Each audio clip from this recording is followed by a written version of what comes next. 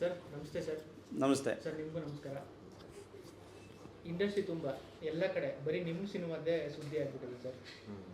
So ಹೆಂಗೆ ಅನಿಸ್ತಾ ಇದೆ? ಅದನ್ನು ಪಾಸಿಟಿವ್ ಆಗಿ ರಿಸೀವ್ ಮಾಡ್ತಾ ಇದ್ದೀರಾ ಅಥವಾ ಒಂಥರ ವಿವಾದಾತ್ಮಕವಾಗಿ ಸುದ್ದಿ ಆಗ್ತಾ ಇದೆ ಅಂತ ನೆಗೆಟಿವ್ ಆಗಿ ರಿಸೀವ್ ಮಾಡ್ತೀರಾ? ಹೆಂಗೆ ರಿಸೀವ್ ಮಾಡ್ತೀರಾ ಸರ್?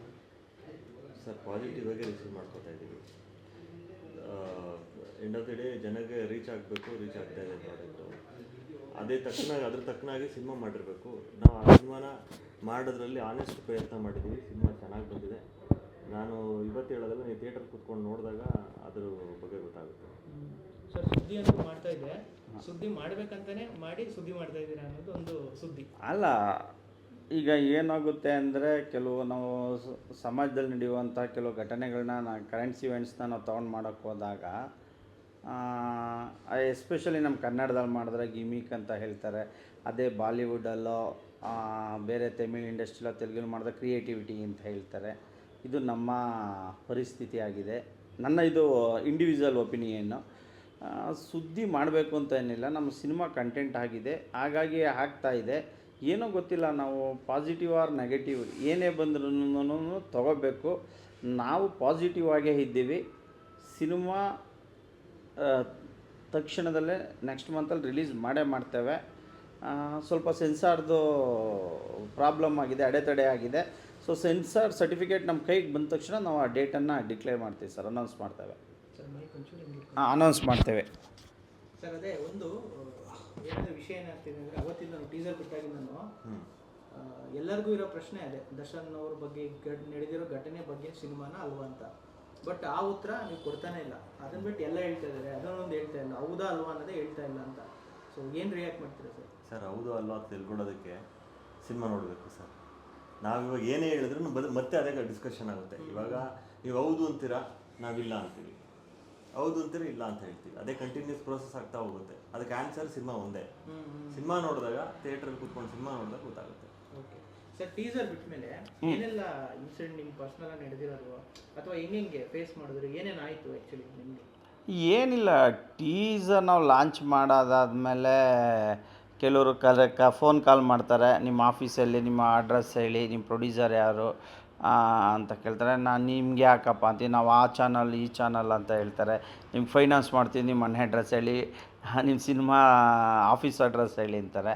ನಾನು ಅದಕ್ಕೆ ಯಾವುದೂ ತಲೆ ಕೆಡಿಸ್ಕೊಳ್ಳಿಲ್ಲ. ಓಕೆ, ಅವ್ರು ಕೇಳ್ಕೊಳ್ಳಿ ಬಿಡಿ ಅಂದ್ಬಿಟ್ಟು ನಾನು ಸುಮ್ಮನಾದೆ.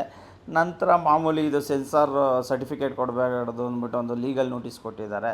ಸೊ ನಾವು ಅದಕ್ಕೆ ರೀಪ್ಲೈ ಕೊಟ್ಟಿದ್ವಿ, ಖಂಡಿತವಾಗ್ಲೂ ಕೊಡಿ, ನಿಮ್ಮ ಏನು ಡಿಸ್ಕ್ರಿಪ್ಷನ್ ಪವರ್ ಇದೆ CBFCದು ಅದನ್ನೇ ಯೂಸ್ ಮಾಡ್ಕೊಂಡು ನೀವು ಸೆನ್ಸಾರ್ ಸರ್ಟಿಫಿಕೇಟ್ ಇಶ್ಯೂ ಮಾಡಿ ಅಂತ ಹೇಳಿದ್ದೀವಿ.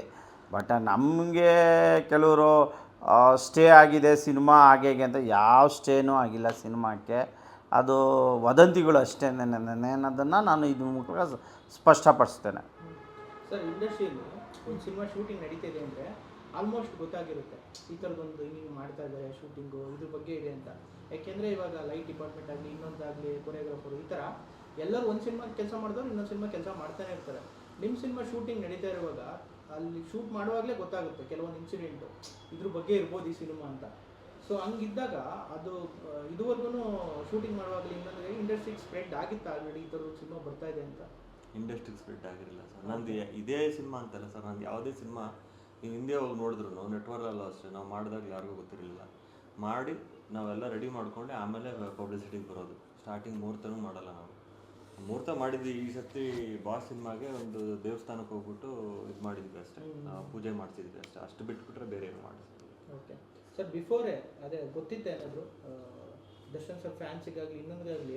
ಯಾಕೆಂದರೆ ಕೆಲವು ವಿಚಾರಗಳು ಗೊತ್ತಾಗ್ಬಿಡುತ್ತೆ, ಈ ಥರ ನಡೀತಾ ಇದೆ ಇಂಡಸ್ಟ್ರಿಯಲ್ಲಿ ಹಿಂಗೆ ಅಂತ, ಈ ಥರದ ಬಗ್ಗೆ ಸಿನಿಮಾ ಮಾಡ್ತಾ ಇದ್ದಾರೆ ಅಂತ ಅವ್ರಿಗೆ ಏನಾದರೂ ಗೊತ್ತಿತ್ತು? ನಮಗೆ ಕೆಲವೊಬ್ಬರು ಹಾಗೆ ಒಂದು ನ್ಯೂಸ್ ಪ್ರಕಾರ ಆಲ್ರೆಡಿ ಗೊತ್ತಿತ್ತು ಅವ್ರಿಗೆ, ಅವರು ಪರ್ಮಿಷನ್ ತೊಗೊಂಡೇ ಮಾಡಿದ್ದಾರೆ, ಅವರು ಸಮ್ಮತಿ ಕೊಟ್ಟಿದ್ದಾರೆ ಇದಕ್ಕೆ ಅನ್ನೋ ಥರದ್ದೆಲ್ಲ ನ್ಯೂಸು.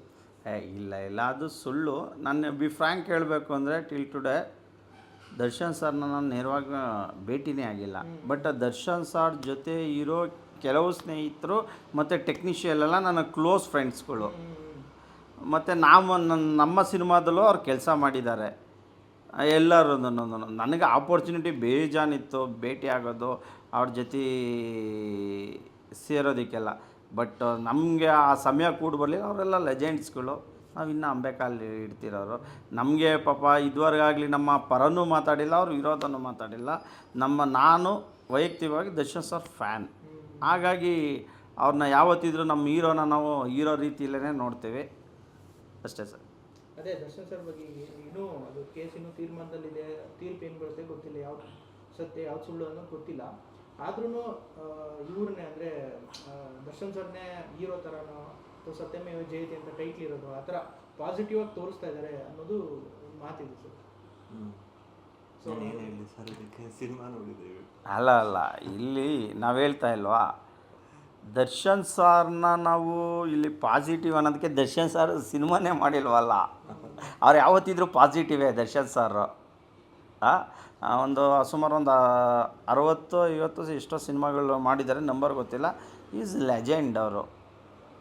ಏನೋ ಒಂದು ಪಾಸಿಟಿವ್ ಕ್ಲೈಮ್ಯಾಕ್ಸ್ ಅಥವಾ ಪಾಸಿಟಿವ್ ಆಗಿ ಪೋರ್ಟ್ರೇ ಮಾಡ್ತಿದೀವಿ ಅಂತಾನೆ ನಿಮ್ಗೊಂದು ಧೈರ್ಯ ಬಂದಿದೆ. ಇಲ್ಲಾಂದ್ರೆ ಆ ಥರದೊಂದು ಧೈರ್ಯ ಇರ್ತಾ ಇರಲಿಲ್ಲ. ಯಾಕೆಂದ್ರೆ ಒಬ್ಬ ಸ್ಟಾರು ಈ ಥರದೊಂದು ಇನ್ಸಿಡೆಂಟ್ ಆಪೋಸಿಟ್ ಮಾಡೋದು ಧೈರ್ಯ ಇಲ್ಲ ಆ ಥರ ಇಲ್ಲ ಸರ್.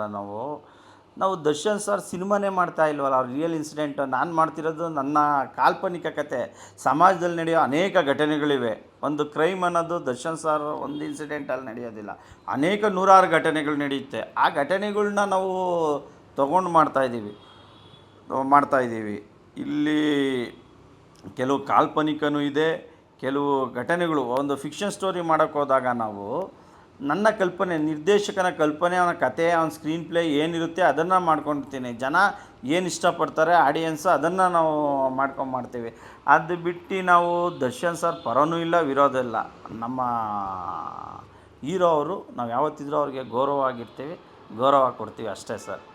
ಎಲ್ಲ ಹೀರೋಗೂ ಕೊಡ್ತೀವಿ. ನಮ್ಮ ಎಲ್ಲ ಹೀರೋಗಳನ್ನ ನೋಡ್ಕೊಂಡು ನಾವು ಬೆಳೆದಿರೋದು ಸರ್. ಬಟ್ ಟೀಸರ್ ಕಮೆಂಟ್ಸ್ ಎಲ್ಲ ನೋಡಿದ್ರು ನೀವು ಜನನೇ ಕನೆಕ್ಟ್ ಮಾಡಿದ್ದಾರೆ ಆಲ್ರೆಡಿ, ಇದು ಅದೇ ಇನ್ಸಿಡೆಂಟು ಅನ್ನೋ ಥರ ಇಲ್ಲ. ಏನಾಗೋಗಿದೆ ಅಂದರೆ ಸರ್, ಇವತ್ತು ಎಲ್ಲೇ ನೋಡಿದ್ರು ದಿನಕ್ಕೆ 1 ಸಲ 2 ಸಲ ಅದು ಬರುತ್ತಾ ಇರ್ತಾರೆ. ಅದೇ ಕಲ್ಪನೆ, ಅದೇ ಇಮೇಜಿನಲ್ಲಿ ಇರ್ತಾರೆ. ಒಂದು ಏನಾರು ಆಯಿತು ಅಂದರೆ ಎಸ್ ಅಂತಾರೆ ಅಷ್ಟೇ. ಬಟ್ ನಾವು ಯಾವುದೇ ದರ್ಶನ್ ಸರ್ದು ರಿಯಲ್ ಸ್ಟೋರಿ ಮಾಡಿಲ್ಲ ಸರ್. ಮಾಡಿದ್ರೂ ತಪ್ಪಾಗುತ್ತೆ, ಕೋರ್ಟಲ್ಲಿ ಟ್ರಯಲ್ ನಡೀತಾ ಇರುತ್ತೆ. ಹಾಗಾಗಿ CBFC ಅವ್ರು ನೋಡಿದ್ದಾರೆ.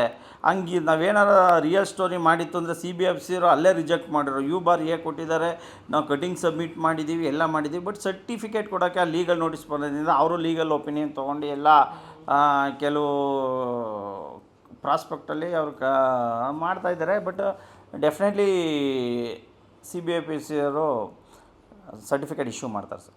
ಸರ್ ಅದೇ ಯಾವ ಕ್ಯಾರೆಕ್ಟರ್ ಬರುತ್ತೆ ಸಿನಿಮಾದಲ್ಲಿ, ಮತ್ತು ಆ ಕ್ಯಾರೆಕ್ಟರ್ಗಳ ಹೆಸರೆಲ್ಲ ಏನೇನು ಇರುತ್ತೆ ಸರ್? ಈಗ ಸುಮಾರು ಕ್ಯಾರೆಕ್ಟರ್ಗಳು ಒಂದು 60 ಕ್ಯಾರೆಕ್ಟರ್ಸ್ ಬರುತ್ತೆ ಸರ್. ಮೈನ್ ಕ್ಯಾರೆಕ್ಟರ್ಸ್ ಅಲ್ಲ, ತನುಷ್, ಈ ಹೀರೋ ಅವ್ರದ್ದು ತನುಷ್ ಅಂತಲೇ ಇರುತ್ತೆ. ಪ್ರೀತಿಯಿಂದ ಅವ್ನ ಜೊತೆ ಇರೋರು ಬಾಸ್ ಅಂತ ಕರೀತಾರೆ. ಅವ್ರ ಜೊತೆ ಹೀರೋಯಿನ್ ಕ್ಯಾರೆಕ್ಟರ್ ಇದೆ, ಮೋನಿಕಾ ಗೌಡ ಅಂತ ಇದೆ. ನೆಕ್ಸ್ಟು ಅವ್ರದ್ದು ಶೀಲಾ ಅಂತ ಇದೆ, ಶೀಲಾ ಅಲಿಯಾಸ್ ಚಿಬ್ಬಿ ಅಂತ ಇದೆ. ನೆಕ್ಸ್ಟು ಪಾಯಲ್ ಚಂಗಪ್ಪ ಅವ್ರು ಮಾಡಿದ್ದಾರೆ. ಸೊ ಅವ್ರದ್ದು ನೇಮ್ ಅದನ್ನು ಎಲ್ಲೂ ಪ್ರೊನೌನ್ಸ್ ಮಾಡಲ್ಲ. ಸೊ ಅವರ wife character, hero wife character ಮಾಡಿದ್ದಾರೆ. ಸೊ ಹೋಗುತ್ತೆ ಸರ್. ಅದೇ ಬೇರೆ ಬೇರೆ ಕ್ಯಾರೆಕ್ಟರ್ಸ್. ಈಗ ಅಲ್ಲಿ ಒಂದು ಕೊಲೆ ಆಗುತ್ತೆ, ಆ ವ್ಯಕ್ತಿದ ಹೆಸರೆಲ್ಲ ಏನು ಬರುತ್ತೆ, ಏನು ಅಂತ ಅಲ್ಲ, ಇದರಲ್ಲಿ ಬೇಜಾನ್ ಹೆಸರು ಬರುತ್ತೆ ಸರ್. ಇಲ್ಲಿ ಅಲ್ಲ ನಿಮಗೆ ವ್ಯಕ್ತಿಗಳ ಹೆಸರು 100 ಹೆಸರು, ಒಂದು 60 ಮೆಂಬರ್ಸ್ ಇದೆ. ಒಬ್ಬ ಪೊಲೀಸ್ ಆಫೀಸರ್ ಮಾಡಿದ್ದಾರೆ, ಹರೀಶ್ ಅಂತ ಇದೆ. ಕಮಿಷನರ್ದು ದಿನಕರ ಏನೋ ಇದೆ, ಅದು ಮತ್ತಿಂದದ್ದು ಕಮಿಷನರ್ ಇಲ್ಲ, ನೇಮ್ ಬೋರ್ಡಲ್ಲಿದೆ ಇದೆ. ಹಾಗಾಗಿ ಇನ್ನು ಬೇಜಾನಿದೆ. ವಿಜಯ್ ಅಂತ ಒಂದು ಕ್ಯಾರೆಕ್ಟ್ರು ಬರುತ್ತೆ, ಬೇಜಾನ್ ಕ್ಯಾರೆಕ್ಟರ್ಗಳು ಬರುತ್ತೆ ಸರ್. ಓಕೆ. ಅಕಸ್ಮಾತ್ ಇಲ್ಲಿ ತನಕ ಬಂದಿಲ್ಲ, ನೆಕ್ಸ್ಟ್ ಏನಾದರೂ ದರ್ಶನ್ ಸರ್ ಫ್ಯಾಮಿಲಿ ಕಡೆಯವರು ಇಲ್ಲ ಈ ಥರದ್ದು ಮಾಡಬಾರ್ದು, ನಮಗೆ ನೋವಾಗ್ತಿದೆ ಇದರಿಂದ, ಆ ಥರದ್ದು ಏನಾದ್ರು ಹೇಳಿದ್ರೆ ಇಲ್ಲ. ಈಗ ಏನು ಡಿಸಿಷನ್ ಇಲ್ಲ ಸರ್, ಈಗ ದರ್ಶನ್ ಸರ್ ಪರ ವಕೀಲರನ್ನೇ ಸೆನ್ಸಾರ್ ಮಂಡಳಿಗೆ ನೋಟಿಸ್ ಕೊಟ್ಟಿದ್ದಾರೆ. ಇದು ಯಾವುದೇ ಸರ್ಟಿಫಿಕೇಟ್ ಇಶ್ಯೂ ಮಾಡಬೇಡಿ, ಕೋರ್ಟಲ್ಲಿ ಇಂಜೆಕ್ಷನ್ ಆರ್ಡರ್ಸ್ ಇದೆ, ಇವೆಲ್ಲ ಇದೆ ಅಂತ. ಬಟ್ ನಾವೇನು ಹೇಳ್ತಾ ಇದ್ದೀವಿ ಅಂದರೆ, ಸೊ ನಾವು ದರ್ಶನ್, ನಾನೊಬ್ಬ ಅಡ್ವೊಕೇಟಾಗಿ ಏನು ಹೇಳ್ತೀನಿ ಅಂದರೆ, ಸೊ ಕೋರ್ಟ್ಗೆ ನಾನು ತಲೆಬಾಗೆ ಬಾಗ್ತೀನಿ. ಟ್ರಯಲ್ ನಡಿಬೇಕಾದ್ರೆ ಮಾಡೋ ಅಷ್ಟು ಮೂರ್ಖ ಮತ್ತು ದಡ್ಡ ನಾನಲ್ಲ. ಅದೊಂದು ರಿಯಲ್ ಇನ್ಸಿಡೆಂಟ್ ಇಟ್ಕೊಂಡು, ಇದು ಫಿಕ್ಷನ್ ಸ್ಟೋರಿ. ಇದು ಎಲ್ಲೋ ಇನ್ಸಿಡೆಂಟಾಗಿ ಇಮ್ಯಾಜಿನರಿ ಅವರವರೇ ಅಡ್ಜಸ್ಟ್ ಮಾಡ್ಕೊತಾರೆ. ಸಿನಿಮಾ ನೋಡೋದಲ್ಲ ತಾವು ಹೇಗೆ ಡಿಸೈಡ್ ಮಾಡ್ತೀರಾ? ಅದು ನನ್ನ ನಿಲುವು ಸರ್. ಧನುಷ್ ಅವರು ಅದೇ ಮಡಮಕ್ಕಿ ಅಂತೆಲ್ಲ ಒಳ್ಳೆ ಫಿಲ್ಮ್ ಎಲ್ಲ ಮಾಡಿದ್ರು. ಒಳ್ಳೆ ಫಿಲ್ಮ್ಗಿನ ನ್ಯೂಸ್ ಮಾಡೋ ಫಿಲ್ಮ್ ಬಗ್ಗೆ ಸ್ವಲ್ಪ ಕಾನ್ಸಂಟ್ರೇಷನ್ ಜಾಸ್ತಿ ಆಗ್ತಿದೆ ಸರ್ ಹಿಂಗೆ. ಇಲ್ಲ, ಇದು ಒಳ್ಳೆ ಸಿನಿಮಾನೇ ಸರ್. ನ್ಯೂಸ್ ಆಗಿದೆ ಅಷ್ಟೇ, ನ್ಯೂಸ್ ಮಾಡಿಲ್ಲ ನಾವು ಬೇಕು ಅಂತನೂ ಬೇಕು ಅಂತ ಯಾವುದು ನ್ಯೂಸ್ ಮಾಡಿಲ್ಲ. ಅದೇ ಡೈರೆಕ್ಟರ್ ಸರ್ ಹೇಳಿದಂಗೆ ಕೋಇನ್ಸಿಡೆಂಟ್ಲಿ ಕೆಲವೊಂದು ಘಟನೆಗಳು ಮ್ಯಾಚ್ ಆಗ್ತಾ ಇರ್ಬೋದು. ಏನಕ್ಕೆ ಅಂತ ಕೇಳಿದ್ರೆ, ನೀವು ಬಾಸ್ ಅನ್ನೋ ಟೈಟಲ್ ಇಟ್ಟಿದ ತಕ್ಷಣ ನೀವು ಕನೆಕ್ಟ್ ಆಗೋದೇ ಡೈರೆಕ್ಟಾಗಿ ಬೇರೆ ಘಟನೆಗಳಿಗೆ ಕನೆಕ್ಟ್ ಆಗೋಗ್ಬಿಡ್ತೀರ. ಅವಾಗ ಇಲ್ಲೊಂದು ಸಣ್ಣದೇನೋ ತೋರಿಸ್ರೆ ಅದಿರ್ಬೋದಾ ಅಂತ. ಅದು ಹ್ಯೂಮನ್ ಸೈಕಾಲಜಿ, ಅದು ಈಸಿಯಾಗಿ ಕನೆಕ್ಟ್ ಮಾಡ್ಕೊಂಡ್ಬಿಡ್ತಾರೆ. ಅದು ನಾವು ಬೇಕು ಅಂತ ಇವಾಗ ನೀವು ಅವಾಗಲೇ ಕೇಳಿದ್ರೆ ಗಿಮಿಕ್ ಮಾಡ್ತಾ ಇದ್ದೀರಾ ಅಂದರೆ ಗಿಮಿಕ್ ಎಲ್ಲ ಮಾಡಿಲ್ಲ ಸರ್. ಸಿನಿಮಾ ಚೆನ್ನಾಗಿ ಮಾಡಿದ್ದೀನಿ. ನಾನು ಅದೇ ಮೊನ್ನೆ ಯಾರಿಗೋ ಹೇಳ್ತಾ ಇದ್ದೆ ಕುತ್ಕೊಂಡು, ಇವಾಗ ಗಿಮಿಕ್ಸ್ ಎಲ್ಲ ಮಾಡ್ತಾ ಇರ್ತಾರೆ. ಅವ್ರು ಗಿಮಿಕ್ಸ್ನೆಲ್ಲ ಮೊಬೈಲಲ್ಲಿ ನೋಡ್ಬಿಟ್ಟು ಸುಮ್ಮನೆ ಆಗ್ಬಿಡ್ತಾರೆ ಅಷ್ಟೇ. ಅಲ್ಲಿ ಥಿಯೇಟ್ರ್ ಕುತ್ಕೊಂಡು ಸಿನಿಮಾ ನೋಡಬೇಕು ಅಂತ ಹೇಳಿದ್ರೆ ಚೆನ್ನಾಗಿರ್ಬೇಕು ಕಂಟೆಂಟು. ನಿಮಗೆ ಅಲ್ಲಿ ಹಿಡ್ಕೊಬೇಕು ಕಂಟೆಂಟು. ಏನೋ ಒಂದು ಎಲಿಮೆಂಟ್ಸ್ ಇರಬೇಕು. ಇವಾಗಿನ ಕಾಲಘಟ್ಟದಲ್ಲಿ ಸಿನಿಮಾಗೆ ಆಡಿಯನ್ಸ್ನ ಕರೆಸೋದು ಸಿಕ್ಕಾಪಟ್ಟೆ ಕಷ್ಟ ಇದೆ.